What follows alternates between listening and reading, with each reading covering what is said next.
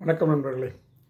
இந்த உரையில் நாம் அக்கவுண்டிங் ஸ்டாண்டர்ட் 7 கன்ஸ்ட்ரக்ஷன் கான்ட்ராக்ட்ஸ் பற்றி பார்க்கலாம். அக்கவுண்டிங் ஸ்டாண்டர்ட் 7 கன்ஸ்ட்ரக்ஷன் கான்ட்ராக்ட்ஸில் காஸ்டையும் ரெவென்யூவும் எப்படி ரெக்கக்னைஸ் பண்ணுறது அப்படிங்கிறத பற்றி சொல்கிறது. காஸ்டையும் ரெவென்யூவும் ரெக்கக்னைஸ் பண்ண வேண்டிய அவசியம் என்ன அப்படின்னு கேட்டாக்க, ஒரு அக்கௌண்டிங் பீரியட் இருக்குது அப்படின்னா, உதாரணமாக 12 மாதம் கொண்ட ஒரு அக்கௌண்டிங் பீரியட் இருக்குது. இந்த அக்கௌண்டிங் பீரியடில் ஒரு கன்ஸ்ட்ரக்ஷன் கான்ட்ராக்ட்ஸ் நம்ம என்டர் பண்ணுறோம் அப்படின்னு சொன்னாக்க, அந்த கன்ஸ்ட்ரக்ஷன் கான்ட்ராக்ட்ஸ் இந்த 12 மாதத்துக்குள்ளேயே முடிஞ்சிருச்சு அப்படின்னு சொன்னாக்கா, அல்லது இந்த அக்கௌண்டிங் பீரியடுக்குள்ளேயே முடிஞ்சிருச்சு அப்படின்னு சொன்னாக்க, இதில் அக்கௌண்டிங் என்ட்ரிஸில் ஒன்றும் ப்ராப்ளம் கிடையாது. ஆனால் ஒரு கன்ஸ்ட்ரக்ஷன் கான்ட்ராக்டு இந்த வருஷத்தில் பாதியிலேருந்து தொடங்கி அடுத்த வருஷத்தில் முடிவடையுது அப்படின்னு வச்சுக்கோங்க. அப்போ இந்த வருஷத்தில் ஒரு 5-6 மாதங்கள் அந்த கான்ட்ராக்ட் ஓடி இருக்கு, அடுத்த மாதத்தில் ஒரு 5-6 மாதங்கள் இந்த கான்ட்ராக்ட் ஓடுது அடுத்த அக்கௌண்டிங் பீரியடில். இப்போது இந்த ஃபஸ்ட் அக்கௌண்டிங் பீரியட்லேயே ரெவென்யூ எல்லாம் வந்துருச்சு அப்படின்னு வச்சுக்கோங்க. ஆனால் ஒர்க்கு அடுத்த அக்கௌண்டிங் பீரியட்லேயும் நடக்கணும். அப்போ நீங்கள் இந்த ஒரு அக்கௌண்டிங் பீரியட்லேயே ரெவென்யூ எல்லாத்தையும் அக்கௌண்ட் பண்ணிட்டீங்கன்னா, இந்த பீரியடில் உங்களுடைய ப்ராஃபிட் ரொம்ப கூட இருக்கிற மாதிரி தெரியும், அல்லது ரெவென்யூ கூட இருக்கிற மாதிரி தெரியும். அடுத்த அக்கௌண்டிங் பீரியடில் பார்த்தீங்கன்னா, அடுத்த அக்கௌண்டிங் பீரியடில் நிறைய காஸ்ட் இன்கர் பண்ணுவீங்க, ஆனால் ரெவென்யூ வந்திருக்காது. ஏன்னா எல்லா ரெவென்யூ முதல் அக்கௌண்டிங் பீரியட்லேயே வந்துடுது. அதனால் இப்போ நம்ம ரெவென்யூவை எப்படி அக்கௌண்ட் பண்ணுறது?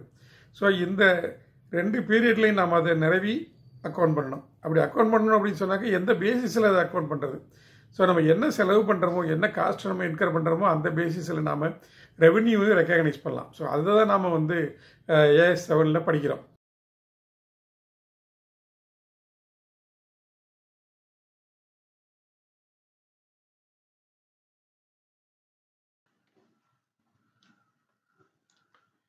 Accounting Standards AS 7 Cost and Revenue Recognition in Construction Contracts.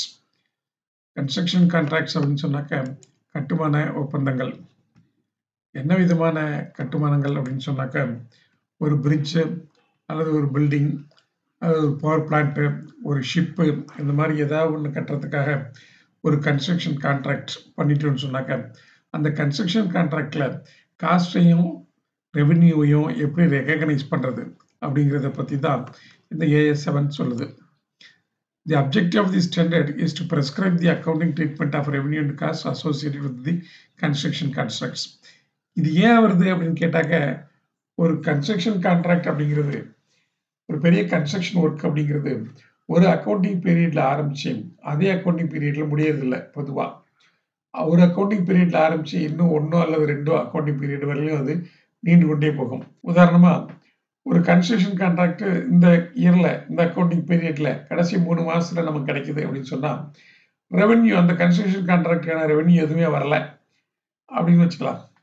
இப்போ நம்ம அந்த ஒரு 3 மாத காலத்துக்கு நம்ம காஸ்ட் இன்கர் பண்ணிகிட்டே வரோம், ஆனால் ரெவென்யூ எதுவுமே வரல.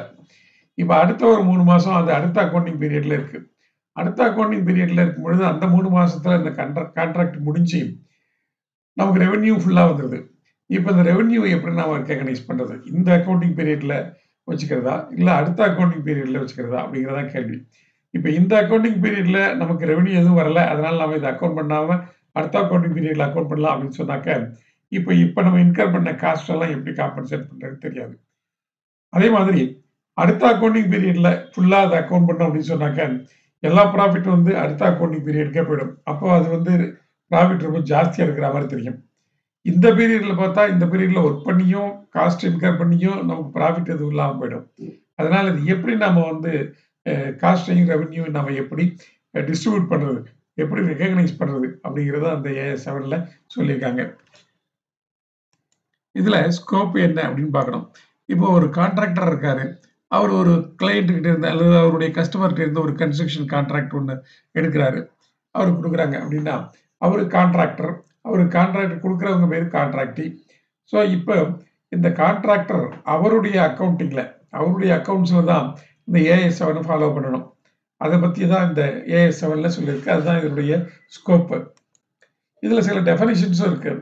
என்னென்ன டெஃபனிஷன்ஸ் அப்படின்னு பார்த்தா, ஒரு அசெட் அப்படிங்கிறது என்னவா இருக்கலாம் அப்படிங்கிறது ஒரு ஃபர்ஸ்ட் டெஃபனிஷன். அதில் கன்ஸ்ட்ரக்ஷன் கான்ட்ராக்ட் அப்படின்னு சொல்கிறோம். ஸோ இந்த கன்ஸ்ட்ரக்ஷன் கான்ட்ராக்டுக்கு எதுக்கு வேணாலும் இருக்கலாம் அப்படின்னு சொன்னோம். நம்ம ஒரு பிரிட்ஜுக்கோ, இல்லை ஒரு ஷிப்புக்கோ, இல்லை ஒரு பில்டிங்கோ எதுக்கு வேணாலும் இருக்கலாம் அப்படின்னு சொன்னோம். அப்படி இருக்கும் பொழுது அந்த கான்ட்ராக்டில் இருக்கிற ஐட்டம்ஸ் என்னென்னலாம் நம்ம கன்ஸ்ட்ரக்ட் பண்ணி கொடுக்குறோம் அப்படின்னு ஒத்துக்கிட்டு இருக்குமோ அந்த ஐட்டம்ஸ் எல்லாம் ஒன்னோட ஒன்று தொடர்புடைய விஷயங்களாக இருக்கலாம், அல்லது டிசைனில் அதெல்லாம் ஒரே மாதிரியாக இருக்கலாம், அல்லது டெக்னாலஜியில் ஒரே மாதிரியாக இருக்கலாம், அல்லது அதனுடைய ஃபங்க்ஷனாலிட்டி எல்லாத்துக்கும் ஒரே மாதிரியாக இருக்கலாம், அல்லது அதனுடைய அல்டிமேட் அப்ஜெக்டிவ் அது ஒன்றாக இருக்கலாம். இப்படி இருக்கிற தொடர்புடைய விஷயங்களாகவும் அவை இருக்கலாம். உதாரணமா என்ன சொல்லலாம் அப்படின்னா, ஒரு பவர் பிளான்ட் இருக்கு. ஒரு பவர் பிளான்ட் கட்டும் பொழுது அதுல பல விஷயங்கள் இருக்கு. ஒரு கூலிங் டவர் இருக்கு, ஒரு டர்பைன் இருக்கு, ஒரு பாய்லர் இருக்கு, ஒரு சிம்னி இருக்கு. இப்படி பல விஷயங்கள் இதுல இருக்கு. இது எல்லாம் பார்த்தீங்கன்னா, இதனுடைய அல்டிமேட் எய்ம் வந்து ஒண்ணு. அதாவது பவர் புரொடக்ஷன் பண்றது. அதுதான் அதனுடைய நோக்கம். அப்ப இது எல்லாம் வந்து அந்த நோக்கத்தின் அடிப்படையில இது எல்லாமே ஒரே அசெட் தான் அப்படின்னு சொல்லலாம். சில நேரங்கள்ல என்னன்னு கேட்டாக்க, டிசைன் ஒரே மாதிரியா இருக்கும். ஃபார் எக்ஸாம்பிள் இப்போ ஒரு டவுன்ஷிப் ஒண்ணு கட்டுறோம்னு வச்சுக்கங்களேன். டவுன்ஷிப்ல வீடுகள் நிறைய கட்ட போறோம். அப்ப அந்த வீடுகள் எல்லாம் ஒரே மாதிரி டிசைன்ல கட்டுறோம். அப்ப அது வீடு வடிவமைப்பு எல்லாம் ஒரே மாதிரியா இருக்கு. அல்லது ஒரு 4, 5 கப்பல் கட்டுறதுக்கு கான்ட்ராக்ட் எடுக்கிறோம். அப்ப இந்த கப்பல் எல்லாம் ஒரே மாதிரியான டிசைன் இருக்கும். ஒரே மாதிரியான டெக்னாலஜி கூட இருக்கும். ஃபங்ஷன் கூட அது எல்லாம் ஒரே மாதிரியான ஃபங்ஷன் தான் இருக்கும். ஸோ இந்த மாதிரி ஒண்ணுக்கொண்ணு இன்டர் ரிலேட்டடா இருக்கலாம் அந்த அசெட்ஸ். அல்லது ஒன்றுக்கொன்று ஃபங்ஷனலா வந்து ரிலேட்டடா இருக்கலாம். இது எல்லாத்தையும் நாம அசெட்ஸ்ன்னு சொல்றோம். இந்த அசெட்ஸ கிரியேட் பண்றதுக்காக நாம பண்ணிக்கிற கான்ட்ராக்ட்க்கு பேரு கன்ஸ்ட்ரக்ஷன் கான்ட்ராக்ட் அப்படின்னு பேரு. இந்த கன்ஸ்ட்ரக்ஷன் கான்ட்ராக்ட் பொதுவா 2 விதமா இருக்கு. ஒண்ணு பிக்ஸட் பிரைஸ் கான்ட்ராக்ட், இன்னொன்னு காஸ்ட் பிளஸ் கான்ட்ராக்ட். இந்த பிக்ஸட் பிரைஸ் கான்ட்ராக்ட்ல பார்த்தீங்க அப்படின்னு சொன்னாக்க, ஒரு அசெட்ட கிரியேட் பண்றதுக்கு எவ்வளவு காஸ்ட் ஆகுமோ அந்த பிரைஸ் அப்படியே ஃபிக்ஸ் பண்ணி வச்சிருவாங்க. ஸோ அந்த பிரைஸ் மாறுறது இல்ல. அதனால அதுக்கு பேர் பிக்ஸட் பிரைஸ் கான்ட்ராக்ட் அப்படின்னு பேரு. ஸோ இந்த பிக்ஸட் பிரைஸ் கான்ட்ராக்ட்ல சில நேரங்கள்ல சில விஷயங்கள் வந்து காஸ்ட் எஸ்கலேஷன் இருக்கலாம். உதாரணமா லேபர் இருக்கு. லேபர் வந்து ஒரு வேஜ் ரிவிஷன் வருது அப்படின்னு சொன்னாக்க, அப்ப லேபர் காஸ்ட் இன்க்ரீஸ் ஆயிடுது. அல்லது ஒரு டிஏ இன்க்ரீஸ் ஆகுது அப்படின்னு சொன்னாக்க, அப்போ லேபர் காஸ்ட் இன்க்ரீஸ் ஆகுது. அப்போ இந்த மாதிரி நேரங்கள்ல அதை காம்பன்சேட் பண்றதுக்காக இந்த பிக்ஸட் பிரைஸ் கான்ட்ராக்ட்ல ஒரு காஸ்ட் எஸ்கலேஷன் கிளாஸ் ஒண்ணு இருக்கலாம். அதே மாதிரி cost plus contract. Cost plus contract அப்படிங்கிறது என்ன அப்படின்னு கேட்டா, என்ன காஸ்ட் உண்டோ அதை நம்ம இன்கர் பண்ண வேண்டியது. அந்த டோட்டல் காஸ்ட் எவ்வளவு இன்கர் ஆச்சோ அது மேல ஒரு குறிப்பிட்ட தொகையை நமக்கு ரீஇம்பர்ஸ் பண்ணுவாங்க. அதுக்கு பேரு காஸ்ட் பிளஸ் கான்ட்ராக்ட் அப்படின்னு பேரு. காஸ்ட் பிளஸ் கான்ட்ராக்ட்ல என்ன ஆகும் அப்படின்னு கேட்டாக்க, அந்த டோட்டல் காஸ்ட் எவ்வளவு இன்கர் ஆகுதோ அந்த காஸ்ட்டுக்கு மேல ஒரு பர்சன்டேஜ் கொடுக்கலாம். ஃபார் எக்ஸாம்பிள் இப்போ ஒரு பவர் பிளான்ட் கட்டுறோம், 1500 crores ஆகுது அப்படின்னு சொன்னாக்க, அது மேல ஒரு 10% கொடுக்கலாம் காஸ்ட் பிளஸ் கான்ட்ராக்ட்ல. அப்புறம் 1500% அதுக்கு ஒரு 10% அப்படின்னு சொன்னாக்க ஒரு 150 crores அப்படின்னு கொடுக்கலாம். அது பர்சன்டேஜ் பேசிஸ்ல கொடுக்கலாம். அல்லது சில நேரங்களில் அது ஒரு ஃபிக்ஸட் அமௌண்ட்டாகவும் கொடுக்கலாம். ஸோ 1500 crores இருக்கிற ஒரு கான்ட்ராக்டை நீங்க பண்ணி கொடுத்தீங்க அப்படின்னு சொன்னாக்க 200 crores உங்களுக்கு வந்து நாங்க காஸ்ட் பிளஸ் அமௌண்ட் கொடுக்குறோம் அப்படின்னு சொல்லலாம். அப்படியும் இருக்கலாம்.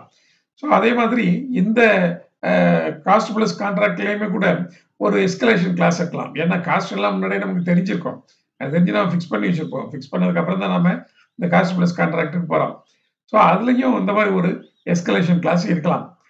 இந்த காஸ்ட் பிளஸ் கான்ட்ராக்ட் பொதுவா என்ன மாதிரி வேலைகளுக்கு யூஸ் பண்ணுவாங்க அப்படின்னு கேட்டா, பப்ளிக் ஒர்க்ஸ் இருக்கு, பொதுப்பணிகள். அந்த பொதுப்பணிகள் உதாரணமா ரோடு போடுறது, பாலம் கட்டுறது, இந்த மாதிரி விஷயங்கள். இதுக்கான இதை நம்ம அதிகமா யூஸ் பண்ணுவாங்க. ஏன்னு கேட்டா, இந்த மாதிரி விஷயங்களுக்கு கவர்மெண்ட் செய்யற பப்ளிக் ஒர்க்ஸ்க்கு முன்னாடியே பட்ஜெட்டரி அலோகேஷன் வந்துடும். ஸோ இந்த ஒர்க்குக்கு இவ்வளவு அலோகேஷன் அப்படின்னு சொல்லி அமௌண்ட்டை ஒதுக்கி வச்சிருப்பாங்க. ஸோ அதுக்குள்ளார முடிக்கணும் அப்படின்னு அவங்க பார்ப்பாங்க. அந்த நேரங்கள்ல இந்த காஸ்ட் பிளஸ் கான்ட்ராக்டை யூஸ் பண்ணுவாங்க.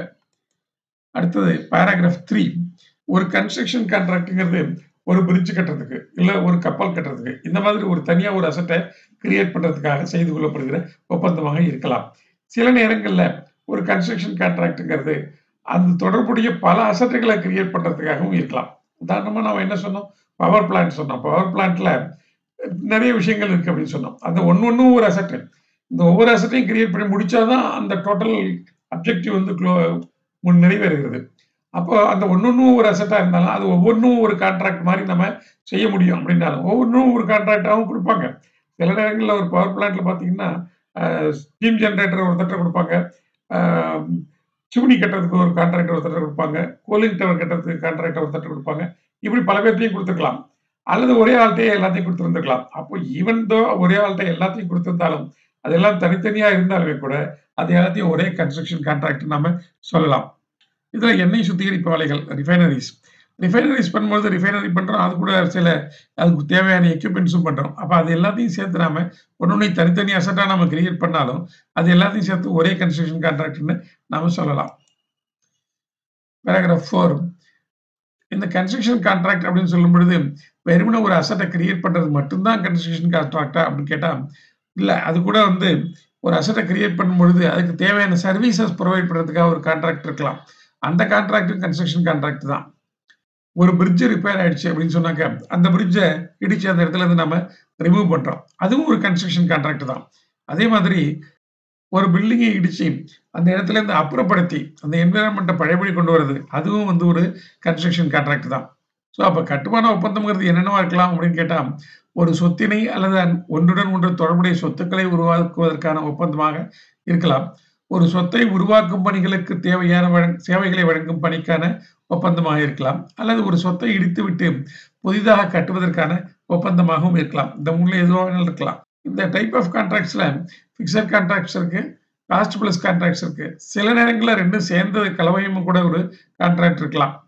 இப்போ ஒரு காஸ்ட் பிளஸ் கான்ட்ராக்ட் இருக்கு. அந்த காஸ்ட் பிளஸ் கான்ட்ராக்ட் சொல்லும் பொழுது ஒரு மேக்ஸிமம் பிரைஸ் ஒண்ண ஃபிக்ஸ் பண்ணிக்கலாம். அதுக்கு மேல போனாக்க பண்ண முடியாது, கொடுக்க முடியாது அப்படின்னு ஒரு மேக்ஸிமம் ஒரு பிரைஸ ஃபிக்ஸ் பண்ணிக்கலாம். இன் சச் சர்கம்ஸ்டன்சஸ் அந்த மாதிரி நேரங்கள்ல a contractor needs to consider all the conditions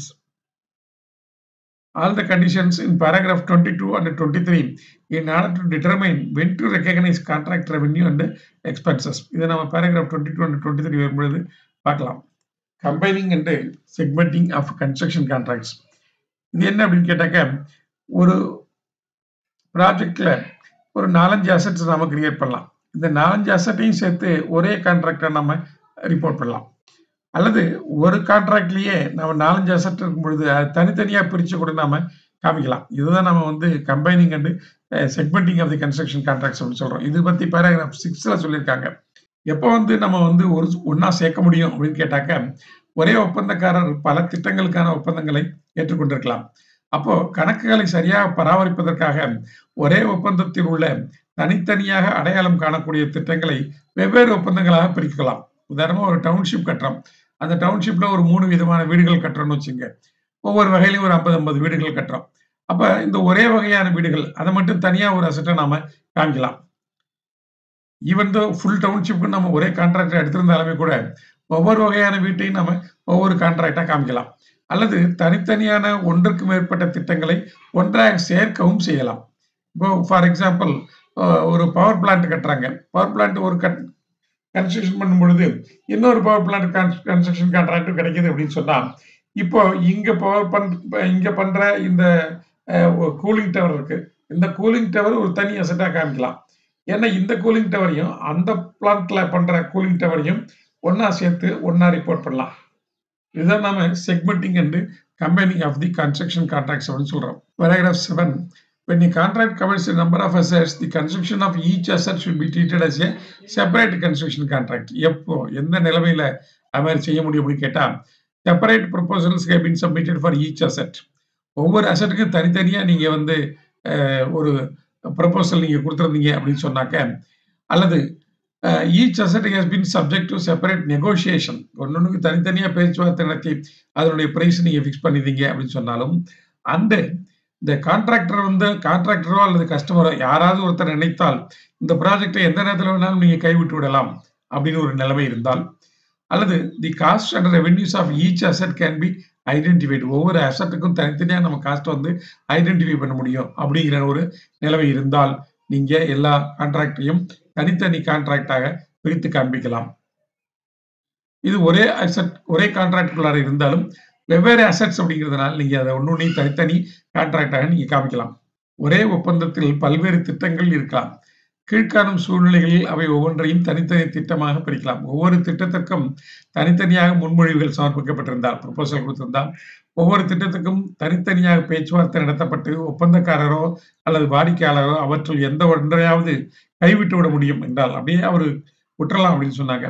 ஒவ்வொரு திட்டத்தின் வருவாய் மற்றும் செலவுகளை தனித்தனியாக கண்டறிய முடியும் என்று சொன்னால், இந்த மாதிரி இருந்தது அப்படின்னு சொன்னாக்க நீங்க அதை எல்லாத்தையும் தனித்தனி கான்ட்ராக்டாக நீங்க காமிக்கலாம். A group of contracts, paragraph 8ல a group of contracts whether with a single customer or with several customers should be treated as a single construction contract. When அப்படின்னு கேட்டா, the group of contracts is negotiated as a single package. The contracts are so closely interrelated that they are in effect part of a single project with an overall profit margin. And the contracts are performed concurrently or in a continuous sequence. இந்த மாதிரி நேரங்கள்ல நீங்க ஒரே வாடிக்கையாளர்கள் செய்து கொள்ள ஒப்பந்தமா இருந்தாலும் சரி, வெவ்வேறு வாடிக்கையாளர்களோடு செய்து கொள்ளப்பட்ட ஒப்பந்தமா இருந்தாலும் சரி, இவற்றை எல்லாத்தையும் சேர்த்து ஒரே ஒப்பந்தமாக கருதலாம்.